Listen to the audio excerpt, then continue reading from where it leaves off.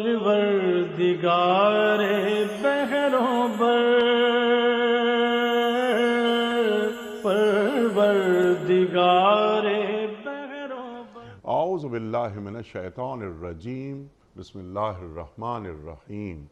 ان اللہ وملائکتہ یصلون علی النبی یا ایہا الذین آمنوا صلوا علیہ وسلموا تسلیما۔ اللہم صل علی سیدنا و نبینا و شفیعنا و مولانا محمد وعلی آل محمد وبارک وسلم۔ محترم خواتین و حضرات، السلام علیکم ورحمۃ اللہ۔ پیام صبح کے ساتھ ایک بار پھر حاضر میں ہوں آپ کا میزبان انیق احمد۔ قرآن کریم کی مختلف آیات پر ہمارے ملک کے جید علماء گفتگو فرماتے ہیں، روزانہ ہمارے ساتھ ہوتے ہیں الحمدللہ، اور ہمیں قرآن کریم کے معنی، مفاہیم، نیریشنز، تفاسیر اس سے قریب کرتے ہیں کہ قرآن کریم کی ان آیات کے معنی کیا ہیں اور اس کی جزیات کیا ہیں، اس کی تفسیریں کیا ہیں، وہ ہمارے معزز علماء ہمیں بتاتے ہیں۔ گویا قرآن کریم کا علم ہم تک منتقل کرتے ہیں۔ اللہ اکبر، اللہ تعالی ہمارے علماء کو سلامت رکھے۔ آج ہم سیکھیں گے قرآن کریم کی سورہ قصص کی آیت نمبر 56 کے حوالے سے۔ اللہ تعالیٰ کیا فرما رہا ہے، کس سے فرما رہا ہے؟ خواتین و حضرات، اے نبی صلی اللہ علیہ وآلہ وسلم، آپ جسے چاہیں اسے ہدایت نہیں دے سکتے، مگر اللہ جسے چاہتا ہے اسے ہدایت دیتا ہے، اور وہ ان لوگوں کو خوب جانتا ہے جو ہدایت قبول کرنے والے ہیں۔ اِنَّكَ لَا تَهْدِي مَنْ أَحْبَبْتَ وَلَكِنَّ اللَّهَ يَهْدِي مَنْ يَشَاءُ۔ سبحان اللہ، سبحان اللہ۔ اب سوالات اٹھتے ہیں یہاں۔ پہلی بات تو یہ، پہلا سوال یہ ہے کہ ہدایت کہتے کسے ہیں؟ ہدایت کے معنی کیا ہیں؟ صرف راستہ دکھا دینا یا منزل تک پہنچانا؟ خواتین و حضرات، اِنَّا هُدَى اللَّهِ هُوَ الْهُدَى، ہدایت بس وہی جو اللہ کی جانب سے ہو۔ ایک سوال ہم یہ بھی رکھیں گے کہ کیا ہدایت اللہ تعالیٰ سے مستقل مانگنے والی چیز ہے؟ اہدنا الصراط المستقیم۔ سرکار دو عالم صلی اللہ علیہ وآلہ وسلم نے اپنی حیات مبارکہ کی جو آخری نماز ادا فرمائی، اس میں بھی آپ نے سورہ فاتحہ تلاوت فرمائی، اور اہدنا الصراط المستقیم، ہدایت مانگی جا رہی ہے اللہ سے۔ اللہ فرما رہا ہے اس آیت میں کہ سرکار دو عالم صلی اللہ علیہ وآلہ وسلم، آپ جسے چاہتے ہیں ہدایت دے دینا ضروری نہیں ہے، آپ کا کام صرف پیغام پہنچانا ہے۔ ہدایت دینا یا نہ دینا یہ ہمارا کام ہے۔ سرکار دو عالم صلی اللہ علیہ وآلہ وسلم جب وقت لگاتے تھے کفار پر، مشرکین پر، غیر مسلموں پر، آپ کی خواہش ہوتی تھی کہ یہ اسلام میں داخل ہو جائیں اور دین کو قوت حاصل ہو جائے۔ اللہ نے وہی بھیج دی کہ لعلک باخع نفسک اللہ یکونوا مومنین، اگر یہ دین قبول نہیں کریں گے، ایمان نہیں لائیں گے، تو کیا آپ اپنی جان گنوا دیں گے؟ خواتین و حضرات، ایک سوال، چھوٹا سا سوال یہ بھی رکھیں گے جو اللہ فرما رہا ہے کہ اللہ جانتا ہے کہ کون ہدایت قبول کرے گا۔ جب اللہ کو یہ معلوم ہے کہ کون ہدایت قبول کرے گا، جب اللہ تعالیٰ نے یہ بات طے کر ہی لی ہے، یضل بہ کثیرا ویہدی بہ کثیرا، اس سے بھی جوڑیں گے کہ اللہ تعالیٰ کچھ لوگوں کو گمراہ کرتا ہے، کچھ کو ہدایت دے دیتا ہے۔ تو ایک شخص جو ہدایت پر نہیں آ رہا، راہ ہدایت پر نہیں چل رہا، تو اس میں اس کا قصور کیا ہے؟ یا اس کو ارادے کی قوت دے دی گئی ہے، راستے بتا دیے ہیں اس کو اللہ نے، اب اگر وہ خود ہی نہیں جا رہا تو ہدایت کوئی جبری ہدایت نہیں ہوتی، اللہ جبر نہیں کرتا کسی کے ساتھ۔ خواتین و حضرات، سیکھیں گے محترم مولانا شجاع الدین شیخ صاحب سے۔ ہمارے ملک کا ایک معروف نام، کیا تعارف میں الفاظ میں ضائع کروں، شاگرد خاص محترم ڈاکٹر اسرار احمد صاحب علیہ الرحمہ۔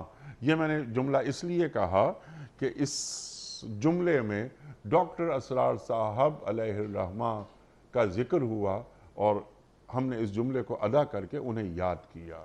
ڈاکٹر صاحب ہمارے ملک کے محسنوں میں سے ہیں۔ خواتین و حضرات، سورہ قصص اور آیت نمبر 56۔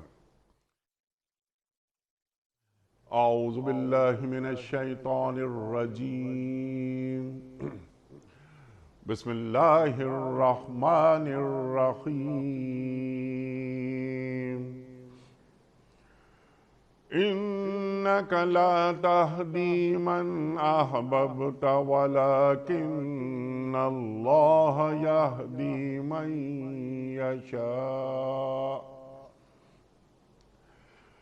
انک لا تہدی من احببت ولکن اللہ یہدی من یشاء وَهُوَ أَعْلَمُ بِالْمُهْتَدِينَ۔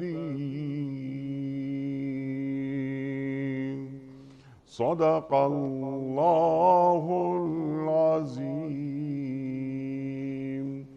اے نبی صلی اللہ علیہ وآلہ وسلم، آپ جسے چاہیں اسے ہدایت نہیں دے سکتے، مگر اللہ جسے چاہتا ہے ہدایت دیتا ہے، اور وہ ان لوگوں کو خوب جانتا ہے جو ہدایت قبول کرنے والے ہیں۔ صدق اللہ العظیم۔ خواتین و حضرات، اس سے پہلے کہ ہم رکھیں آج کے پروگرام کے حوالے سے پہلا سوال شیخ صاحب کی خدمت میں، کل کے پوچھے گئے سوال کا درست جواب اور آج کا سوال آپ کی خدمت میں۔ کل کا سوال ہمارا یہ تھا کہ امیر المومنین حضرت عمر فاروق رضی اللہ تعالی عنہ نے بیت المال کی بنیاد کس سنہ ہجری میں رکھی؟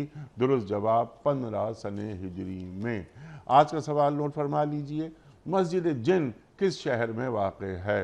مکہ مکرمہ میں یا مدینہ منورہ میں یا طائف میں؟ جو درست جواب آپ سمجھتے ہوں روانہ فرمائیے۔ ہمارے فون نمبرز ہیں 009221345270009۔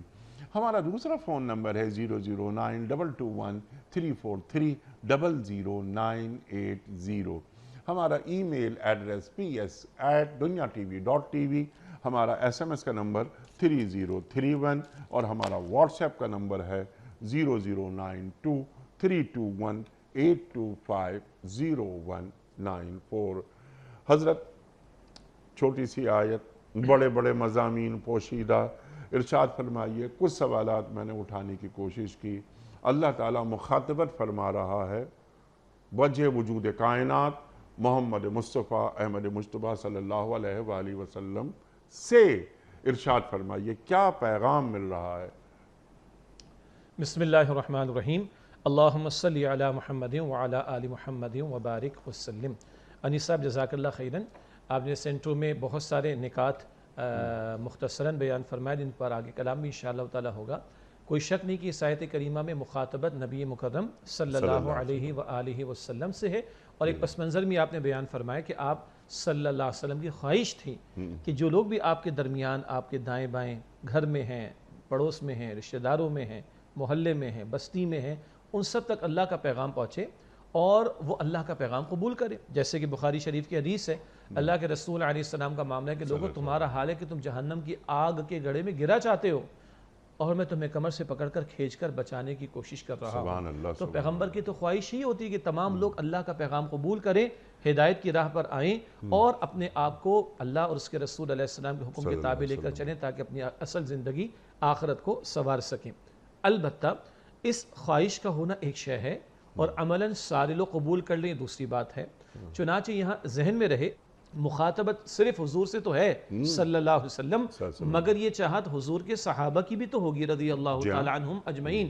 کوئی شخص ایمان لے آیا، اس کے والدین ایمان نہیں لائے، کوئی شخص ایمان لے آیا، اس کا بھائی ایمان نہیں لایا، وہ بھی فکر مند ہوا کرتے تھے۔ اور یہ انداز قرآن حکیم میں ہمیں مجموعی اعتبار سے کئی مقامات پر ملتا ہے کہ کئی مرتبہ مخاطبت حضور سے ہوتی ہے صلی اللہ علیہ وسلم، اور اہل ایمان کے لیے بھی رہنمائی کا سامان کیا جا رہا ہوتا ہے۔ تو حضور کی اپنی خواہش بھی تھی کہ آپ کے رشتہ دار ہوں، پڑوس میں رہنے والے ہوں، بستی کے لوگ ہوں، محلے کے لوگ ہوں، علاقے کے لوگ ہوں، یہ سب قبول کریں، اور حضور علیہ السلام کے صحابہ کرام کی بھی یہ خواہش ہوگی. اگر اس کو ہم بعد میں جوڑیں گے، ہم میں سے ہر شخص چاہتا ہے کہ اس کے دوست اگر وہ خود دین پر ہے تو دوسرے لوگ بھی دین کی طرف آ جائیں. ایک تو ہے کہ کسی کا کفر سے اسلام میں داخل ہونا ایک بڑا معاملہ ہے، لیکن ایک شخص کلمہ گو مسلمان ہے مگر گناہوں میں مبتلا ہے، اس پر بھی محنت کرنے کی ضرورت ہوگی. تو کئی مرتبہ محنت کرنے والوں کی خواہش ہوتی ہے مگر آگے سے رسپانس نہیں آ رہا ہوتا، آگے سے نتیجہ سامنے نہیں آ رہا ہوتا، یا کوئی کفر میں مبتلا ہے تو وہ اسلام کی دعوت قبول نہیں کر رہا ہوتا، تو دعوت دینے والا پریشان بھی ہو سکتا ہے اور فطری طور پر اس کی پریشانی وجہ بھی ہوگی. تو کبھی یہ تسلی دی جاتی ہے کہ آپ کے ذمے یہ نہیں ہے کہ آپ کسی سے منوا کر دکھا دیں، یہ آپ کا کام ہی نہیں. جیسے سورہ غاشیہ کے آخر میں ہے فَذَكِّرْ إِنَّمَا أَنْتَ مُذَكِّرْ لَسْتَ عَلَيْهِمْ بِمُسَيْطِرٍ. اے نبی علیہ السلام نصیحت فرمائیے، بے شک آپ نصیحت فرمانے والے ہیں مگر جبر کر کے منوانا آپ کی ذمہ داری نہیں. اب یہ تسلی حضور کے لیے بھی ہے، یہ تسلی داعیان دین کے لیے بھی ہے کہ دیکھو تمہارا کام دعوت پہنچانا ہے، حق بیان کرنا ہے، رہنمائی کرنے کی کوشش کرنا ہے، اس سے منوا لینا تمہارا کام نہیں. بلکہ سو قرآن حکیم میں سورۃ البقرہ کے شروع میں جو ذکر آیا بڑا قیمتی ہے، ان الذین کفروا سواء علیہم اانذرتہم ام لم تنذرہم لا یؤمنون. اے نبی صلی اللہ علیہ وسلم، بے شک جن لوگوں نے کفر کیا ان کے حق میں برابر ہے. میں اشارہ کر کے عرض کر رہا ہوں، ان کہا، آپ نہیں کہا، ان کے حق میں برابر ہے. آپ انہیں انذار کریں یعنی اللہ کے عذاب سے ڈرائیں یا نہ ڈرائیں، وہ تو ایمان لانے والے نہیں، وہ تو قبول کر کے نہیں دیں گے. علماء نے نقطہ لکھا ہے، فرمایا ان کے حق میں برابر ہے، یہ نہیں فرمایا کہ آپ کے حق میں برابر ہے. آپ تذکیر کا کام جاری رکھیں، آپ دعوت کا کام جاری رکھیں، آپ پہنچانے کا کام جاری رکھیں، آپ کا اجر اللہ کے ہاں محفوظ ہے. یہ نہیں مانتے نہ مانیں. یہی تسلی حضور کے ذریعے امت کے لیے بھی ہے. تو اگر اس کو میں سمرائز کروں اس وقت کی مختصر بات کو، کہ حضور کو بھی تسلی صلی اللہ علیہ وسلم کہ پہنچانا آپ کا کام ہے، بتانا آپ کا کام ہے، سمجھانا آپ کا کام ہے. ہدایت دینا نہ دینا وہ اختیار اللہ سبحانہ وتعالیٰ کا. ہاں اللہ تعالیٰ کا قانون ہدایت بھی ہے. آپ نے اشارتاً بات بیان فرمائی تھی، جبراً اللہ تعالیٰ کسی کو ہدایت نہیں دیتا، اس کے لیے بندے میں طلب و تڑپ بھی ہونی چاہیے. یہ بعد میں بھی کلام ہو جائے گا. مگر آپ تسلی رکھیے کہ آپ کا کام ہدایت دے دینا نہیں، آپ کا کام جبر کر کے منوانا نہیں، پہنچانا ہے. اور حضور علیہ السلام کے ذریعے اس وقت آپ کے صحابہ کو تسلی تھی رضی اللہ تعالی عنہم اجمعین. اور یہ تسلی امتیوں کے لیے بھی ہوگی جنہوں نے ختم نبوت کے بعد اب دعوت دین کا کام کرنا ہے کہ دیکھو تمہارا کام بتانا، سمجھانا، پہنچانا ہے، منوانا، ہدایت دے دینا بالفعل یہ تمہارا کام بھی نہیں، نہ اس کے بارے میں تم سے سوال ہوگا. سورہ البقرہ میں آیا وَلَا تُسْأَلُ عَنْ أَصْحَابِ الْجَحِيمِ. جہنم والوں کے بارے میں آپ سے سوال نہیں کیا جائے گا. ہاں سوال یہ ہوگا پہنچایا کہ نہیں پہنچایا. سورہ الاعراف میں آیا فَلَنَسْأَلَنَّ الَّذِينَ أُرْسِلَ إِلَيْهِمْ وَلَنَسْأَلَنَّ الْمُرْسَلِينَ. ہم ان سے بھی سوال کریں گے جن کی طرف رسولوں کو بھیجا گیا، کیا کیا تم نے پیغام کے بارے میں. اور ہم مرسلین رسولوں سے بھی سوال کریں گے پہنچایا کہ نہیں پہنچایا. یہی بات حجۃ الوداع کے موقع پر الا هل بلغت، کیا میں نے تم لوگوں تک پہنچا دیا. سب نے ایک زبان ہو کر عرض کی اللہ کے پیغمبر صلی اللہ علیہ وسلم آپ نے حق وصیت، حق نصیحت، حق امانت ادا فرما دیا. پھر حضور اپنے مبارک ہاتھ کی مبارک انگلی آسمان کی طرف بلند کرتے، اللہم اشہد، اللہ تو گواہ رہے میں نے گواہی دے دی. یہی حضور کا کام تھا صلی اللہ علیہ وسلم، یہی امت کا کام ہے. تو یہ تسلیوں کا سامان بھی اس نوعیت کی مخاطبت میں آ رہا ہوتا ہے. سبحان اللہ. سرکار دو عالم صلی اللہ علیہ وآلہ وسلم گواہی لے رہے ہیں 1,24,000 صحابہ حجۃ الوداع جو آپ نے اشارہ فرمایا. ایک ذمہ داری بھی آپ نافذ کر رہے ہیں امت پر.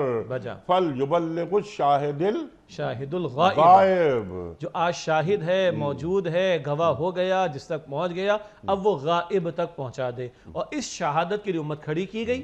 سورہ البقرہ کی آیت نمبر 143 وَكَذَلِكَ جَعَلْنَاكُمْ أُمَّةً وَسَطًا لِتَكُونُوا شُهَدَاءَ عَلَى النَّاسِ وَيَكُونَ الرَّسُولُ عَلَيْكُمْ شَهِيدًا. مسلمانوں تمہیں ہم نے امت وسط بنایا، درمیانی بھی، معتدل بھی، بہترین تمام ترجمے ہیں. تم لوگوں پر شہداء ہو جاؤ، اللہ کے دین کے گواہ، اور رسول اللہ علیہ السلام تم پر گواہ ہو جائیں. وہ گواہی دے گئے، گواہ بنا بھی گئے، اور اللہ کو بھی گواہ بنا گئے. اب ہمارے حوالے ذمہ داری کر گئے. اب یہ امت شاہد ہے، ہم تک آپ تک پہنچ گیا. اب غائب جس تک نہیں پہنچا اس تک پہنچانے کی ذمہ داری ہمارے حوالے کر گئے حضور علیہ السلام. سبحان اللہ. یہ بنیادی جو فلسفہ ہے وہ سامنے آ گیا. شیخ صاحب سمجھا دیجئے ہمیں کہ ہدایت کہتے کسے ہیں. اللہ کسے ہدایت کہہ رہا ہے؟ اللہ کتنی بڑی بات فرماتا ہے کہ اِنَّ هُدَى اللَّهِ هُوَ الْهُدَى، ہدایت بس وہی ہے جو اللہ کی طرف سے آئے۔ تو ہدایت کی تعریف کیا ہے اور ہدایت دینے یا نہ دینے کے حوالے سے سنت الہی کیا ہے؟ بہت بڑا سوال، بڑا اہم اور قیمتی سوال، بلکہ سوالات یہ 2-3 حصے ہو جائیں گے۔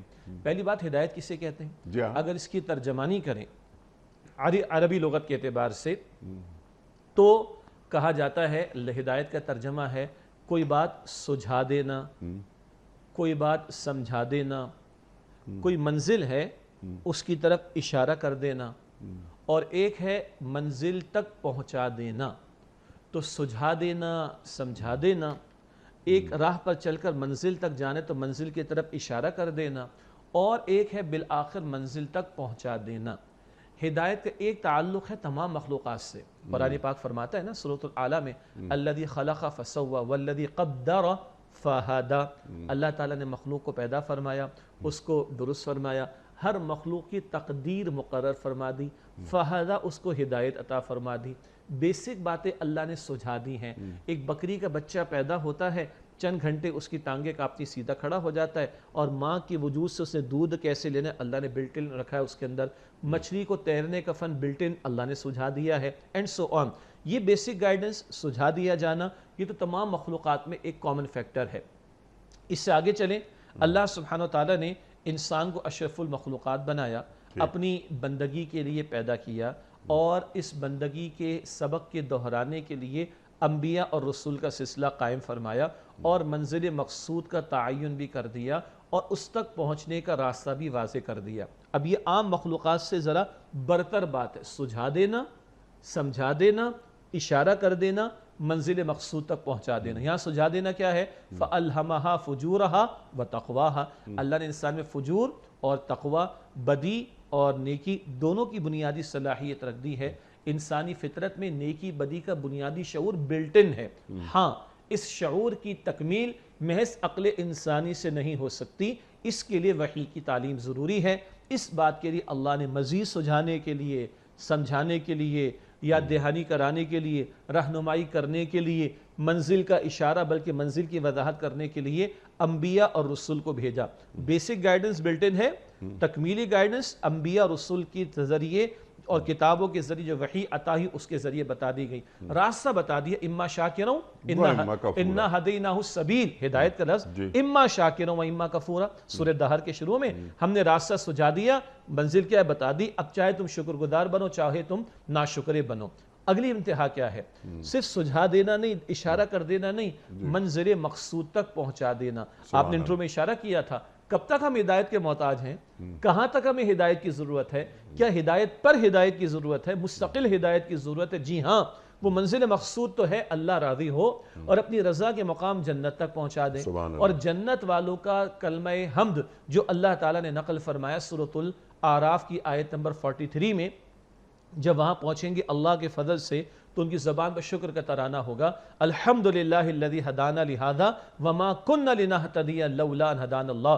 تمام شکر، تمام تعریف اللہ سبحانہ وتعالیٰ کے لیے ہے جس سے یہاں تک کی ہدایت دے دی۔ کہاں تک کی؟ جنت میں داخلے تک کی۔ تو صرف سجھا دینا نہیں، سمجھا دینا نہیں، دکھا دینا نہیں، اشارہ کر دینا نہیں، رہنمائی کر دینا نہیں، انگلی پکڑ کر چلا کر تمام مراحل طے کرا کر منزل مقصود تک پہنچا دینا، یہ ہے ہدایت کا مکمل پیکج۔ اور وہ جو آپ نے اشارہ فرمایا، یہ جو ہم دعا کر رہے اہدنا الصراط المستقیم، تو یہ سجھا دینے کا فقط معاملہ نہیں، اشارہ کر دینے کا فقط معاملہ نہیں، منزل وہ رہی تمہاری دکھا دینے کا معاملہ نہیں، منزل مقصود تک پہنچا دیا جانا، ہم اس کے محتاج ہیں۔ اور یہ دعا ہے جو ہر نماز کی ہر رکعت میں ہم کر رہے ہیں، اور امام الانبیاء علیہ السلام کے ذریعے تو یہ دعا تعلیم کی گئی۔ ہر نماز کی رکعت میں سورۃ الفاتحہ حضور نے جاری فرما دی، اور آپ اپنی حیات مبارکہ کی آخری نماز کی آخری رکعت میں اگر یہ تلاوت کر رہے ہیں تو ایک امتی اس کو کس قدر دل کی گہرائیوں سے ہدایت کے طلب کرنے کی ضرورت ہے،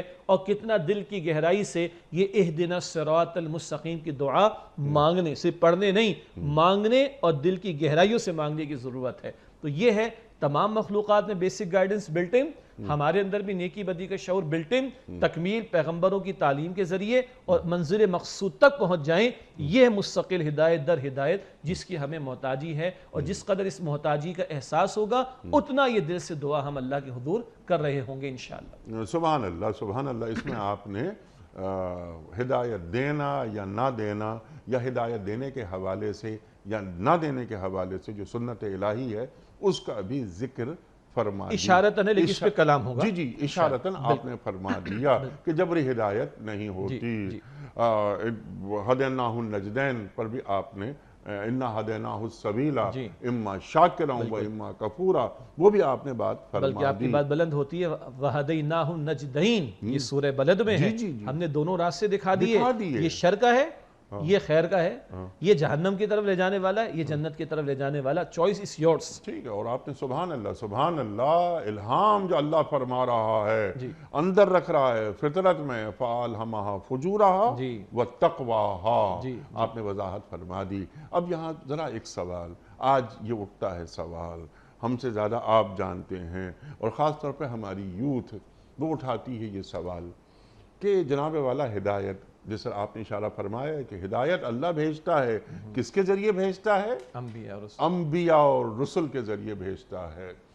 ایک نئی چیز سامنے آتی ہے یا آنے لگی ہے، خاص طور پہ ہمارے بچوں اور بچیوں کے ذہنوں میں سوالات کرتے ہیں وہ کہ جب عقل ہمارے پاس آ گئی، شعور کی سطح بلند ہو گئی، ہم اب خیر اور شر کے فیصلے خود کر سکتے ہیں، تو ہمیں یہ وحی خداوندی کی ضرورت نعوذ باللہ نعوذ باللہ نعوذ باللہ یہ نہیں رہی۔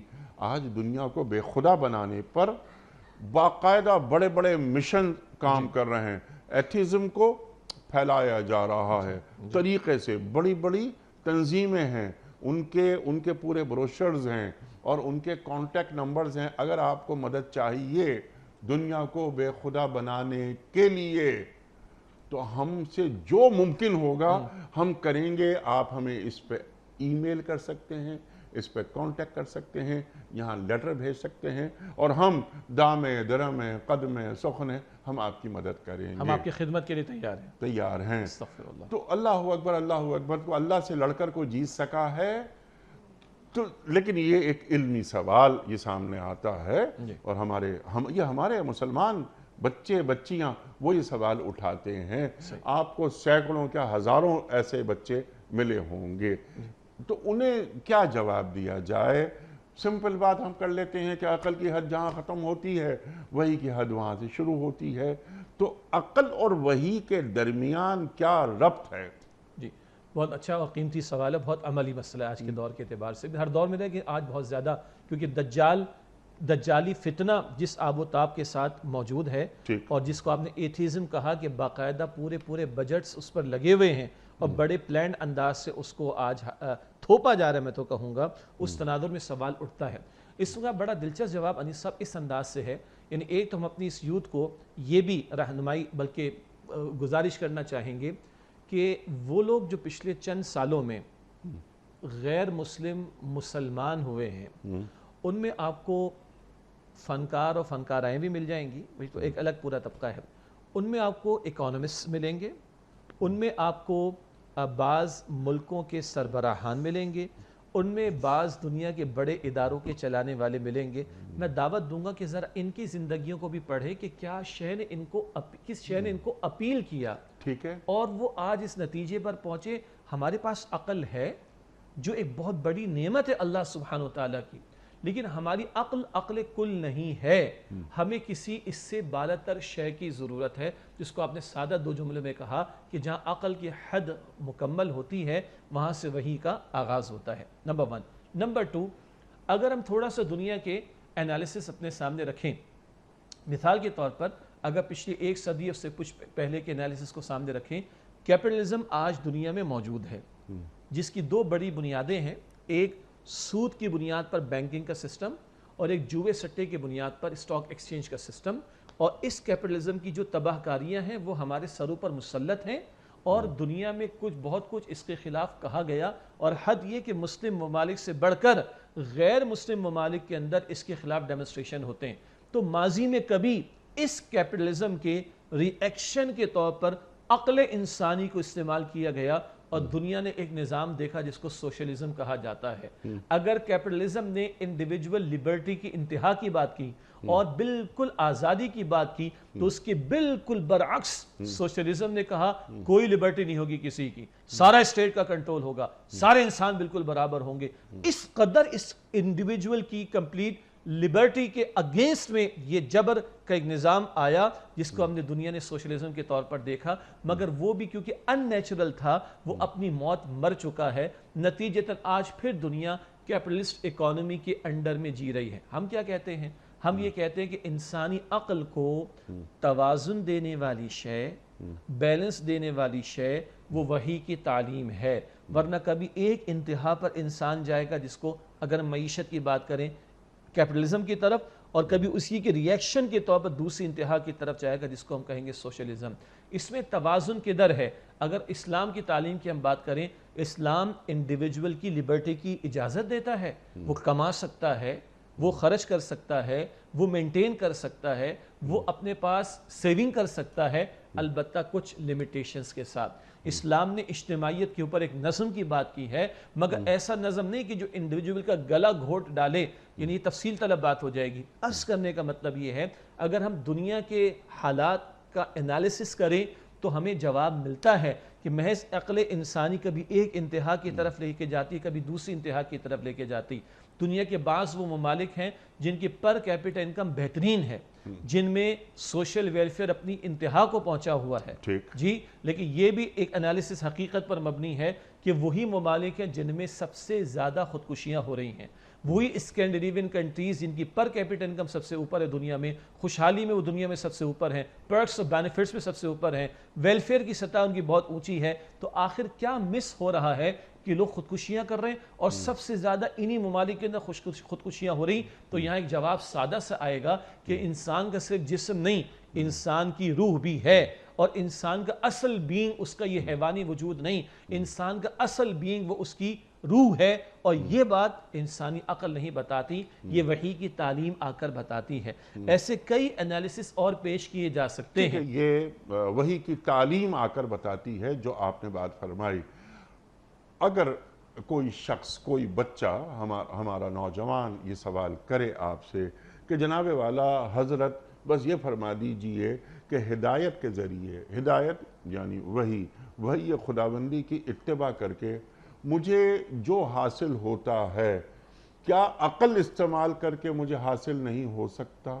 تو عقل بھی تو, اور جتنی باتیں آپ نے فرمائی ایک دلیل کے طور پر نوجوان یہ بھی کہہ سکتا ہے جیسے آپ نے بات فرمائی کہ سود کی ممانعت, ہم تو مسلمان ہیں, قرآن کریم فرما رہا ہے نا فَإِن لَمْ تَفْعَلُوا فَأْذَنُوا بِحَرْبٍ مِّنَ اللَّهِ وَرَسُولِهِ, لیکن ایک غیر مسلم نے قرآن کریم نہیں پڑھا, سود کی مخالفت کرتا ہے, وہ عقل کی بنیاد پر کرتا ہے. تو عقل نے اسے اس نتیجے پر پہنچایا جو وحی کے ذریعے ہم تک پہنچا. اسی طرح جواب یہ دیا جا سکتا ہے کہ بہت سی باتوں کے معاملات میں ہماری عقل ابھی وہاں تک نہیں پہنچ سکی کہ کسی شے کے نفع نقصان کو ہم سمجھ سکیں. تو پھر تو انتظار کرنا پڑے گا کہ شاید 100 برس کے بعد ہماری عقل اور میچور ہوگی, تو شاید ہمیں شراب کی بھی خباثتیں کچھ زیادہ سمجھ میں آ جائیں, ہمیں سود کی اور خباثتیں سمجھ میں آ جائیں. تو کیوں نہ وہ ذات کہ جس نے اس عقل کو پیدا کیا, اس انسان کو پیدا کیا, اور انسان کا خالق جو کہتا ہے کہ الا یعلم من خلق, کیا وہی نہ جانے کا جس نے پیدا فرمایا؟ تو وائی شوڈ وی ویٹ کہ یعنی ایسی عقل کی میچورٹی کہ شاید یہ بھی مجھے سمجھ میں آئے, پھر وہ مجھے سمجھ میں آئے. اس دوران میں تو نہ جانے کتنے ہزاروں لاکھوں کو تو ہم مرتا ہوا دیکھ رہے ہوں گے, اور انسانیت سسک رہی ہوگی, انسانیت پریشان ہوگی اپنے بہت سارے اجتماعی معاملات کے اندر راہ ثواب کی تلاش میں. تو why should we reinvent the wheel, اور یہ سمجھنا کہ ہم اپنی عقل سے سب کچھ حاصل کر لیں گے, جبکہ ابھی بہت سارے معاملات ہیں جہاں عقل کو استعمال کر کے ہم نے بہت کچھ ڈیولپ کیا, مگر بائی لارج وہ انسانیت کی فلاح کے مقابلے میں انسانیت کی تباہی کے لیے زیادہ مبید و معاون ثابت ہو رہی بات. مثال کے طور پر آپ اور ہم جانتے ہیں کہ ٹیکنالوجی جس تیزی کے ساتھ چینج ہو رہی ہے اور بدلتی چلی جا رہی ہے، خود ٹیکنالوجی کے جو ماہرین ہیں وہ اس بات پر پریشان ہیں کہ اس کی کہیں روک لگانے کی ضرورت ہے۔ آج اس ٹیکنالوجی کے بہت سارے گوشے ایسے ہیں جنہوں نے انسان سے ان کی اپنی اقدار کو چھین لیا ہے۔ اسی لیے ان علوم کے ساتھ ساتھ ٹیکنالوجی کے حوالے سے اور فزیکل سائنسز کے حوالے سے دنیا بھر میں، پاکستان میں بھی سوشل سائنسز کو پڑھانا ضروری قرار دے دیا ہے کہ بڑی بڑی بلڈنگز ہم بنا رہے ہیں۔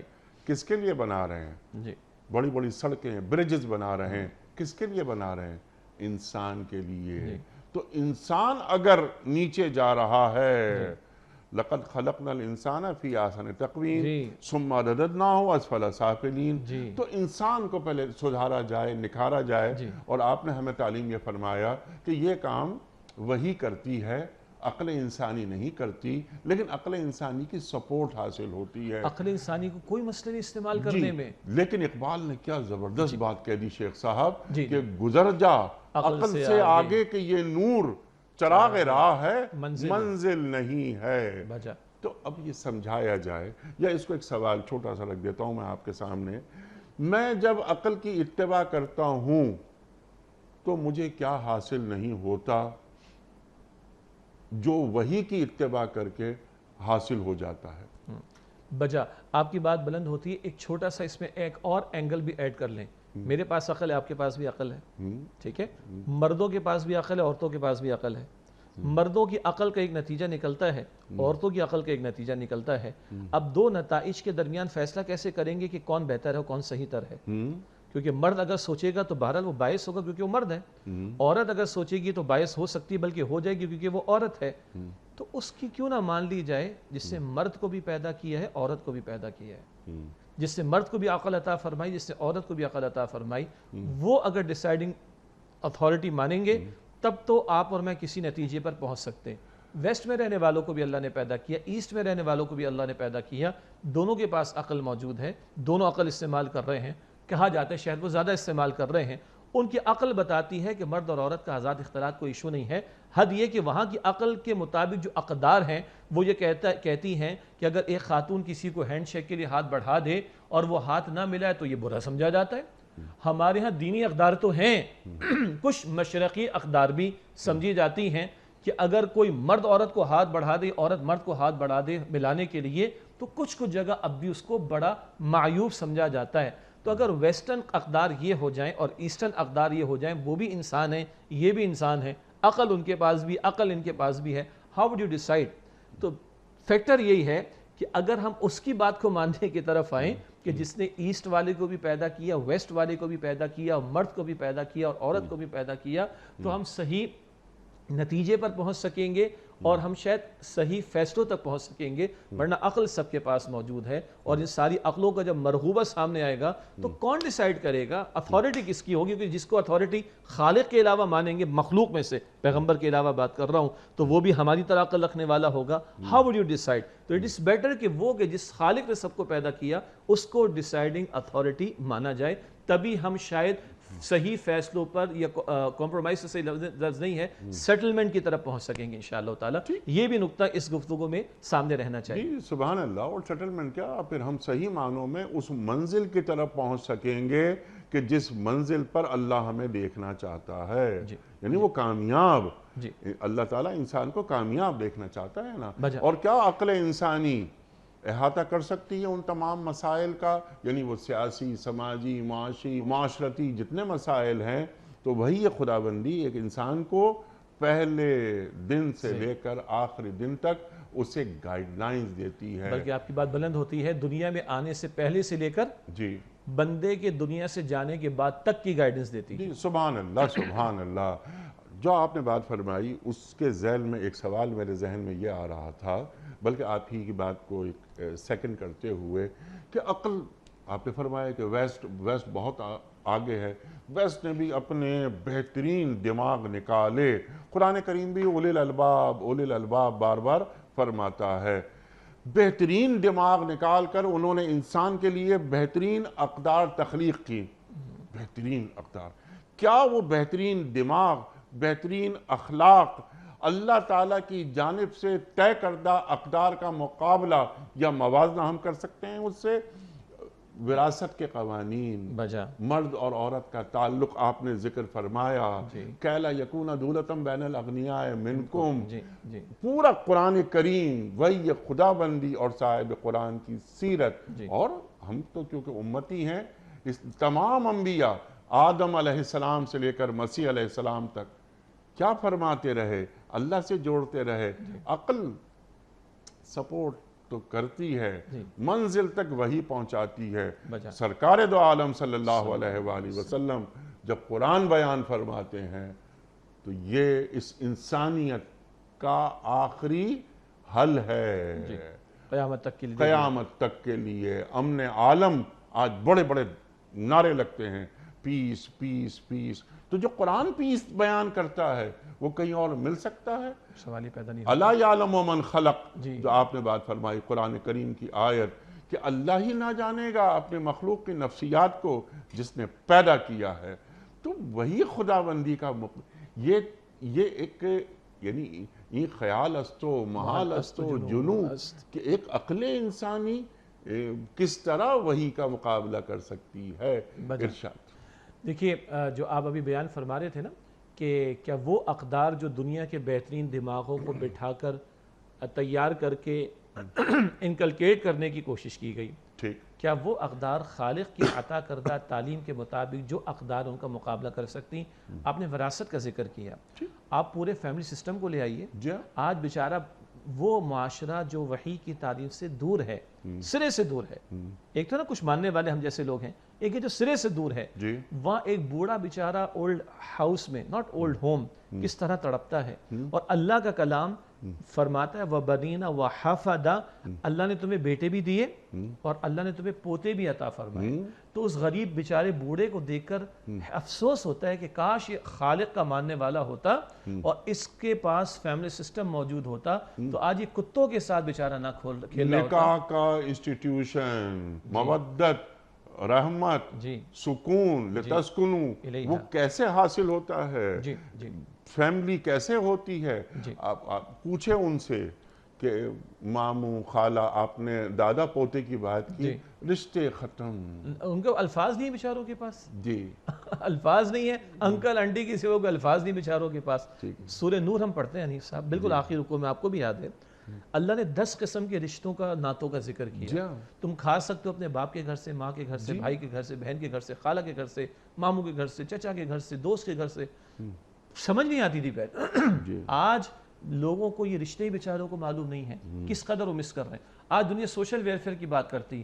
اللہ کے دین نے بتایا اگر میں ایک بیٹا ہوں، میرے ماں باپ زندہ ہیں، ان کی کفالت میرے ذمہ ہے اور لازم ہے، یہ فرائض میں شامل ہے، اور ان کو میں زکوٰۃ بھی نہیں دے سکتا. اگر میری اولاد ہے میں کفیل ہوں ان کا، میں ذمہ دار. اگر میری بیوی ہے میں کفیل ہوں، ذمہ دار. اگر میرے اوپر دادا دادی ہیں میں کفیل ہوں، ذمہ دار. میرے اگر پوتے پوتیاں اگر ہو جائیں اور میرا بیٹا اگر نہیں تو میں کفیل ہوں، ذمہ دار. اوپر نیچے بھی میں زکوٰۃ نہیں دے سکتا. آپ تصور کریں کیا سوشل ویلفیئر اللہ نے بلٹ ان کر دی. آخرت تو جوڑی، دنیا بھی بھلا دی. 3 بیٹیوں کی حدیث سے ہماری بہنیں سنیں، اللہ اکبر، کیا عورت کو اللہ نے اکرام دیا ہے. 3 بیٹیوں والی حدیث سے سب کو معلوم ہے نا. حضور فرماتے ہیں وہ صلی اللہ علیہ وسلم 3 بیٹیوں کی کفالت کرنے والا جنت میں داخلے کا باعث بنیں گی بیٹیاں، جہنم سے بچاؤ کا باعث بنیں گی وہ بیٹیاں. اور ایک حدیث میں حضور نے اپنے مبارک ہاتھ کی دونوں مبارک انگلیاں ملا کر دکھایا میں اور وہ جنت میں اس طرح ساتھ ہوں گے. یہ تو ہے 3 بیٹیوں کے بارے میں. 3 بہنوں کے بارے میں احادیث. 3 پھپھیوں کے بارے میں. اگر ایک مرد مومن کے ذمے 3 پھپھیوں کی کفالت آ جائے اور وہ کفالت کی ذمہ داری پوری کرے، جنت اس کے لیے. 3 خالاؤں کی ذمہ داری، اللہ اکبر، کسی بندے پر آ جائے کہ اس کی خالائیں محتاج ہو گئیں اور ان کی کفالت اس پر آ گئیں، حضور اس کو بھی جنت کی بشارت دیتے ہیں. کیا عورت کو اکرام عطا کیا جا رہا ہے. جنت ماں کے قدموں کے پاس بتائی جا رہی، اللہ کی رضا، والد کی رضا میں بتائی جا رہی ہے. یا تو 18 سال کا ہو جائے تو باپ اس کو کچھ کہہ نہیں سکتا، اور باپ ذرا کچھ کہے تو وہ کال کر کے جو ہے پولیس کو بلاتا کہ میرے باپ نے میرے ساتھ یہ کیا، یا بلاتی ہے. اور اللہ کے پیغمبر کیا فرماتے علیہ السلام، جب ایک شخص نے آ کے کہا کہ میرا ابا جان مجھ سے میرا کچھ پیسہ مانگتے ہیں، حضور فرمایا انت و مالک لوالدیک، تو بھی اور تیرا مال دونوں تیرے باپ کے ہیں، تیرے باپ کا پورا اختیار ہے تیری ذات پر۔ اس کے فقہی مسائل علماء نے الگ بیان کیے، وہ بیان نہیں کیے جا سکتے، پبلک بڑی گہرائی ہے اس کے اندر۔ تو بھی تیرے باپ کا، تیرا مال بھی تیرے باپ کا، یہ کیٹیگوریکل الفاظ اللہ کے رسول علیہ السلام کے صلی اللہ علیہ وسلم۔ یہ تو وہی بتائی گیا کر، ورنہ انتہائی ادب سے۔ اب مجھے کہنے دیجئے یہ بات آج یہاں بیٹھ کر، آج ہم بچوں کی باتیں سن رہے ہیں، آوازیں سن رہے ہیں، ارے آپ مولوی صاحب کیا آپ ماں باپ کے حقوق کی بات کرتے ہیں؟ کیا ماں باپ کی، میں بہت معذرت کے ساتھ یہ کوٹ کر رہا ہوں، ان ماں باپ کا ایک مسئلہ تھا، ان کی ایک خواہش تھی، ان کی ایک ضرورت تھی، انہوں نے کر لیا نکاح، ہم مصیبت میں پیدا ہو گئے، ہم سے کیا تقاضا کیا جاتا ہے کہ ان کے حقوق ادا کریں، ان کی خدمت کریں؟ یہ خالص عقل کی بنیاد پر سوال ہے، اور یہ سوالات اٹھ رہے ہیں، جیسے آپ نے اور سوالات کا ذکر کیا، اب ہمیں یہ سوالات فیس کرنا پڑے اس معاشرے کے اندر۔ تو اللہ کی قسم اگر وحی کا تصور نہ ہو اور میں اس عقل کی بنیاد پر ہم زندگی کے معاملات کو چلانا چاہیں تو آج آپ کو یہاں پر یہ سوالات اٹھتے ہوئے دکھائی دے رہے ہیں۔ خالص عقل تو پھر یہاں تک لے کر آئے گی، سمپل سی بات ہے، سبحان اللہ، محض خالص عقل۔ سبحان اللہ، سبحان اللہ۔ یعنی اولاد اب ایسے سوالات بھی اٹھانے لگی ہے جو آپ نے بیان فرمائے، لیکن اگر یہی والدین، یہی ماں باپ اولاد کی تربیت قرآن کریم کی ہدایت کے مطابق کریں، یعنی وہی خدا بندی، عقل نہیں آ رہی درمیان میں قرآن کریم کی ہدایت، تو یہی بچے کیا پڑھیں گے؟ رب ارحمہما کما ربیانی صغیرا۔ جی اللہ اکبر۔ اور آپ کی اجازت سے میں کیونکہ ہم نے ایک بڑی نیگیٹو بات کہی ہے تو میں ذرا پازیٹو بھی سامنے رکھوں۔ جی آپ بھی ذاتی طور پر بہت سے واقعات سے واقف، میں بھی جانتا ہوں، ایسے پیارے بچے ہمارے معاشرے کے، کمانے والے بچے، ینگ، مطلب 25-30 سال بھی عمر نہیں ہے، 25 ہوگی، باپ ایسی بیماری میں مبتلا ہو گیا کہ اس کو فل ٹائم اٹینڈنٹ کی ضرورت ہے۔ بچے نے جاب چھوڑی ہے، وہ جاب ایسی تھی کہ بعد میں ریزیوم ہو گئی باپ کے انتقال کے بعد، مگر اس نے سعادت سمجھی کہ نہیں، باپ نے زندگی ہم پر لگائی ہے، اب ہمارا ٹائم ہے کہ ری پے کرے۔ تو ہم نے ایسے بچے بھی دیکھے الحمدللہ، اسی معاشرے میں دیکھے، ہم اپنی آنکھوں سے دیکھ رہے ہیں۔ اور یہ کون بچے ہیں؟ جن کی ماں نے ان کو قرآن پڑھایا ہے، سبحان اللہ، جن کے باپ نے مسجد کی طرف رہنمائی کی ہے، جن کے گھر میں قرآن کی بات چلی ہے الحمدللہ۔ وہ جو آپ نے فرمایا، اب اگر ماں باپ یہ تربیت دے رہے ہوں گے تو ایسی سعادت مند اولاد بھی ہوگی انشاءاللہ تعالی۔ اگر ماں باپ کچھ اور رخ پر جا رہے ہیں تو پھر جو ڈالیں گے، جو ان پٹ ڈالیں گے وہی آؤٹ پٹ نکلے گا پھر ہمارے۔ سبحان اللہ، سبحان اللہ۔ یعنی بنیاد آپ نے فراہم کر دی کہ ہدایت کے تعلق سے اللہ تعالیٰ کیا فرما رہا ہے اور ہدایت کے حوالے سے سنت الہی کیا ہے۔ اب وقت مکمل ہو رہا ہے ہمارے پروگرام کا، آخری جو حصہ ہے، آخری بلکہ چھوٹا سا ٹکڑا ہے کہ اللہ جانتا ہے کہ کون ہدایت لینے والا ہے، ٹھیک ہے نا؟ تو جب اللہ کو معلوم ہی ہے تو جن کے پاس ہدایت نہیں پہنچ پائی یا ان کے دل اس طرف نہیں گئے تو اس میں ان کا قصور، یہ سوال میرا نہیں ہے، کچھ لوگوں کا ہے، یہ کچھ لوگ سوال یہ اٹھاتے ہیں کہ ٹھیک ہے بھائی، ہدایت ہمیں ملنی ہوگی تو مل جائے گی، نہیں ملنی ہوگی نہیں ملے گی۔ اگر ہمیں نہیں ملی ہدایت یا نہیں مل رہی ہے ہدایت، اس کا مطلب یہ ہے کہ اللہ ہمیں نعوذ باللہ دینا ہی نہیں چاہتا۔ ارشاد بجا آپ نے درمیان میں جملہ 2 مرتبہ ارشاد فرمایا، اللہ تعالیٰ کا قانون ہدایت، کچھ بات تو ہم نے کر لی، بدیع شدہ ہے، راستہ واضح ہے۔ اللہ نے 2-3 اور پیرایوں میں بات بیان فرمائی مختصراً۔ سورہ شورى کی آیت نمبر 13 کا آخری حصہ، یہدی الیہ من ینیب، سبحان اللہ، اللہ ہدایت اسے دیتا ہے جو اللہ کی طرف رجوع کرنے والا ہو۔ سبحان اللہ۔ اچھا جی، پھر اللہ تعالیٰ کس کی گمراہی کا فیصلہ فرماتا ہے، یہ بھی اللہ تعالیٰ بیان فرماتا ہے۔ سورہ صف آیت نمبر 5 ہے، فلما زاغوا ازاغ اللہ قلوبہم، جب انہوں نے خود ٹیڑھ اختیار کی، جانتے بوجھتے رد کیا تو اللہ تعالیٰ نے ان کے دلوں کو ٹیڑھا ہی فرما دیا۔ تو ہدایت واضح ہے، جو چاہے قبول کرے، جو چاہے رد کرے، جو طلب لے کر آئے گا اللہ ہدایت عطا فرمائے گا، اور جو خود ٹیڑھا ہونے کا فیصلہ کر لے اللہ اس کے دل اس کو ٹیڑھا ہی فرما دے گا۔ اب جو آپ نے بات بیان فرمائی اللہ کا تو معلوم ہے، تو صاحب پھر ہمارا کیا مسئلہ؟ اس کو ذرا ایک ہاتھ اور آگے بڑھا دیں، اللہ نے طے فرما دیا ہے، پھر ہمارا کیا مسئلہ؟ او بھائی، اللہ نے اگر طے فرما دیا، یوں کہیں کہ اللہ کو سب کچھ معلوم ہے۔ تمام علماء، اسلاف نے، بزرگوں نے جب بھی اس نوعیت کے مسئلے کو بیان کیا تو سادہ الفاظ، ایک ہے اللہ کی پری نالج اور ایک ہے پری ڈیسٹینیشن کا معاملہ۔ اللہ کو سب کچھ معلوم ہے، وہ علی بکل شیء علیم ہے، مگر ہم روبوٹ نہیں ہیں کہ اللہ نے ہمیں پری پروگرام فکس کر کے بھیجا ہے، نہ، اما شاکرا و اما کفورا، چوائس دیا ہے۔ الذی خلق الموت والحیات لیبلوکم ايكم احسن عملا. تو اب ذرا ایک اس ٹون میں ایک جواب یہ ہے اللہ کو سب معلوم ہے، ہمارا کیا قصور ہے، سب تو طے شدہ، ہمارا کیا قصور ہے. تو بھائی تمہیں موت وقت پر ہی آئے گی نا، تو پھر بیماری میں علاج کیوں کراتے ہو؟ اللہ کو معلوم ہے موت وقت پر آئے گی. تمہیں بھوک لگتی ہے تو تم کھانا کیوں کھاتے ہو؟ آ جائے گا کھانا خود چل کر. نہیں، کھانا میری ضرورت ہے، میں کمانے کے لیے بھی جاتا ہوں. پینا میری ضرورت ہے، میں پینے کے لیے بھی اٹھتا ہوں. ایگزامز پاس کرنا، اللہ چاہے گا تو ایگزام پاس ہو جائے گا. نہ بھائی مجھے پڑھائی بھی کرنی ہے، جا کے پیپر بھی اٹیمپٹ کرنا ہے. رزق کا معاملہ ہو، کھانے پینے کا معاملہ ہو، نوکری کا معاملہ ہو، جاب کا معاملہ ہو، بزنس کا معاملہ ہو، ایگزامینیشن کا معاملہ ہو، خود جان لگا رہے ہوتے ہیں. تو بھائی اسی طرح جان لگانی ہوگی، اللہ سے ہدایت کی طلب کے لیے تڑپ پیدا کرنی ہوگی. اور جب طلب اور تڑپ سچی ہوتی ہے تو اللہ تعالیٰ صرف یہ نہیں کرتا کہ ہدایت دیتا ہے، تم چل کر آؤ گے. حدیث قدسی اللہ تعالیٰ فرماتا ہے کہ میں دوڑ کر آؤں گا. تو یہ بہانے نہیں چلیں گے. اللہ کو سب معلوم، ہمارے کیا قصور. اللہ چاہے گا تو دے گا، اللہ کے چاہنے سے ہی ملے گی. مگر تم چاہت تو پیدا کرو، تم طلب تو پیدا کرو، تم تڑپ تو پیدا کرو. یہ تم نے کرنا ہے، توفیق اللہ ہی کی طرف سے عطا ہوگی. تو بہانہ جیسے وہاں نہیں چلے گا. پیٹ پالنے کے لیے محنت ہم کر رہے ہوتے، حالانکہ طے ہے کہ رزق کتنا ملے گا. جی بیماری میں علاج کرا رہے ہوتے، حالانکہ طے ہے، پتہ ہے کہ موت کب آنی ہے، طے ہے، یہ بات اللہ نے طے کی ہے. تو ہدایت اللہ ہی دے گا. مگر جس طرح بیماری میں علاج میں کرواتا ہوں، جس طرح میں کمانے کے لیے محنت کرتا ہوں، مجھے ہدایت کے حصول کے لیے محنت کرنی ہے. انشاءاللہ اللہ اپنے فضل سے ہدایت عطا فرمائے. سبحان اللہ، سبحان اللہ. اللہ تعالیٰ نے ارادے کی قوت ہمیں بخش دی ہے، راستے دکھا دیے ہیں، عقل ہمیں دے دی ہے. شیخ صاحب بڑا ممنون، بڑا شکر گزار آپ تشریف لائے. خواتین و حضرات، ہمارے علماء کو اللہ سلامت رکھے، تشریف لاتے ہیں اور ہماری علمی کمی کو دور فرما دیتے ہیں، قرآن کریم سے ہمیں جوڑ دیتے ہیں. یہ سورہ احزاب کی آیت نمبر 56 اِنَّكَ لَا تَهْدِي مَنْ أَحْبَبْتَ وَلَكِنَّ اللَّهَ يَهْدِي مَنْ يَشَاءُ پر شیخ صاحب نے تفصیلی گفتگو فرمائی. ہم آپ کے ایک بار پھر شکر گزار. خواتین و حضرات، یہ گفتگو محض گفتگو نہیں، یہ قرآن کریم کی باتیں ہیں. یہ اللہ کا آخری کلام ہے زمین والوں کے لیے. تو صرف محض سن لینے کے لیے نہیں ہیں یہ باتیں. ہدایت کیسے حاصل کی جاتی ہے، کیسے اللہ ہدایت دیتا ہے، سنت الہی کیا ہے. اور شیخ صاحب والذین جاہدوا فینا لنہدینہم سبلنا، جو ہماری طرف آنے کے لیے جدوجہد کرتے ہیں تو ہم ان کے لیے راستے کھولتے چلے جاتے ہیں. اللہ سے قریب کیسے آیا جاتا ہے، اللہ کو اللہ سے کیسے مانگا جاتا ہے. ہمارے معزز علماء ہمیں تعلیم کرتے ہیں. وقت مکمل ہوا ہمارے آج کے پروگرام کا. بہت ساری باتیں مزید ہو سکتی ہیں، آپ اور ہم جانتے ہیں، لیکن بنیادی گفتگو شیخ صاحب نے عطا فرما دی. کوئز کل کا سوال ہمارا یہ تھا کہ امیر المومنین حضرت عمر فاروق رضی اللہ تعالیٰ عنہ نے بیت المال کی بنیاد کس سنہ ہجری میں رکھی؟ درست جواب 15 سنہ ہجری میں.